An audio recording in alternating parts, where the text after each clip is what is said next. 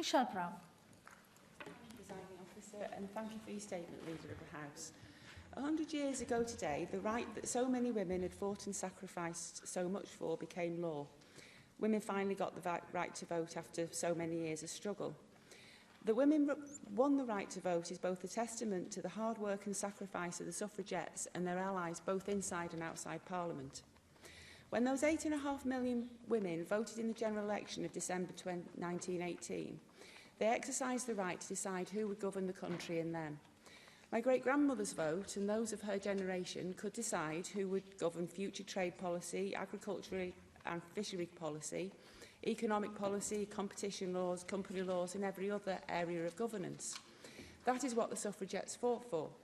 But little more than 50 years after women voted in this country for the very first time, our government started diluting our vote and giving it away piece by piece along with the governance of our country to unelected bureaucrats.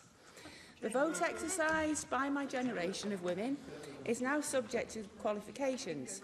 It affects only those laws and policies that aren't decided by the EU. We can change the person who decides how our NHS provides services, but not whether VAT is charged on tampons. No one asked women of my generation whether it was what we wanted. I'm sure that there will be a lot of members speaking in glowing terms of the glorious step forward taken 100 years ago today, which of course it was. School children are often surprised when they learn that women did not always have the vote. They cannot fathom why anyone would ever think it acceptable for decision-making to be the preserver of a select few. But in this place and in Westminster, we have politicians who are happy for our hard-won voting rights to be ignored so that decisions can be made by unelected, unreachable, untouchable bureaucrats. So while, of course, I'm celebrating the 100 years of women having the vote, I'm also celebrating the wonderful Brexit vote, where Welsh women and men voted to regain the power of their vote.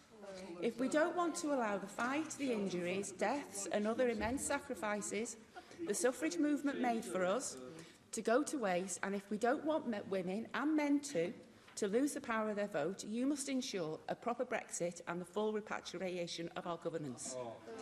Regaining the power of our vote is a continuation of the suffragette struggle 100 years ago. So my one big question is this. You knew I'd get to it. Putting up plaques, celebrating notable women and giving grants is all well and good. But how are you going to re-empower women in Wales? And how are you going to ensure in the future that their vote will mean as much post-Brexit as it did 100 years ago? Thank you.